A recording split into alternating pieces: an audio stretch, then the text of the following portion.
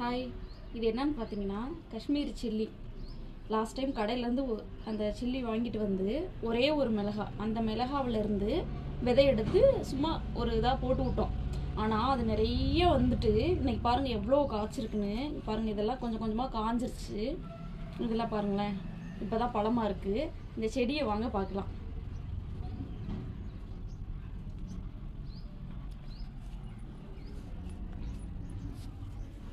பாருங்க எவ்வளோ இப்போ தான் வந்துட்டு எவ்வளோ மிளகா இருக்குது பாருங்க.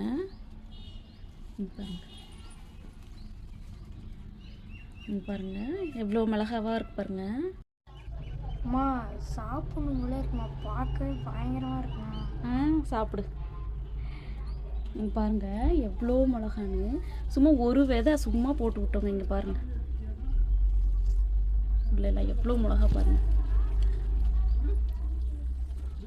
இங்கே பாருங்கள், அந்த செடியிலேருந்து நட்டு வச்சது தான் இது. இனிமேல் தான் காய்க்கும். இங்கே பாருங்கள், சின்ன செடி, அதில் எவ்வளோ மிளகா. இங்கே பாருங்கள், இங்கே பாருங்கள், இது இப்போ தான் பழுத்துட்ருக்கு.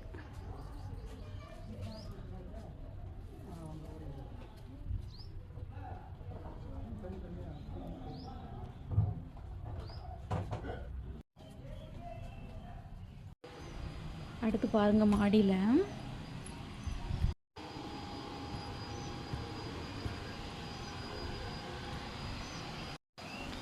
இது பாருங்கள். இது பேர் வந்துட்டு இந்த பக்கம் வந்து இது சக்கரவர்த்தி கீரைன்னு சொல்லுவாங்க. ஹில்ஸ் இது ஏரியாவிலலாம் இது வந்து பருப்பு கீரைன்னு சொல்லுவாங்க.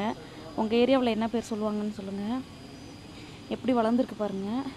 இதுவும் கீரை வாங்கிட்டு அதை சாப்பிட்டுட்டு அந்த தண்டை மட்டும் நட்டு வச்சோம். அது எப்படி வளர்ந்துருக்கு பாருங்கள்.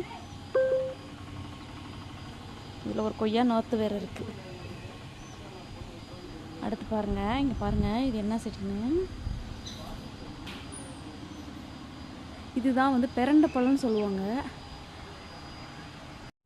இருங்க, இந்த பக்கம் வந்து காட்டுறேன். இதில் பாருங்கள், 2-3 பழம் இருக்குது பாருங்கள்.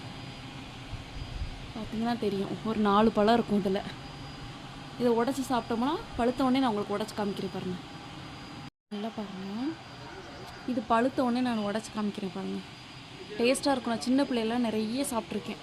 இது எங்கே இது பண்ணியிருக்கோம்னா, இதுக்கு மேலே மாடிக்கு போகல லேடர், அதில் வந்துட்டு அப்படி படர விட்டுருக்கோம் பாருங்கள். உங்களுக்கு ஃபுல் வியூ காமிக்கிறேன். அடுத்து இங்கே பாருங்கள், இதுதான் சேமக்கீரைன்னு சொல்லுவாங்க. சேமங்கீரைன்னு சொல்லிட்டு அவ்வளோ டேஸ்ட்டாக இருக்கும். நல்லா புளிப்பாக கடைஞ்சி சாப்பிட்டோம்னா அவ்வளோ டேஸ்ட்டாக இருக்கும். இதில் ஒரு நரம்பு இருக்கும் பின்னாடி. இந்த பாருங்கள், இந்த நரம்பெல்லாம் இருக்குது பார்த்தீங்களா. இந்த நரம்பெல்லாம் எடுத்துகிட்டு இதை கடைவாங்க. அவ்வளோ அருமையாக இருக்கும், ரொம்ப நல்லாயிருக்கும். இதில் ஒரு துளசி நாற்று வேறு, 2 நாற்று இருக்குது. சூப்பராக இருக்குது. எல்லாமே அப்படி இப்படி நட்டு வச்சது தான். எப்படி வந்திருக்கு பாருங்கள். ஓகே, பாய். நெக்ஸ்ட் வீடியோவில் பார்க்கலாம்.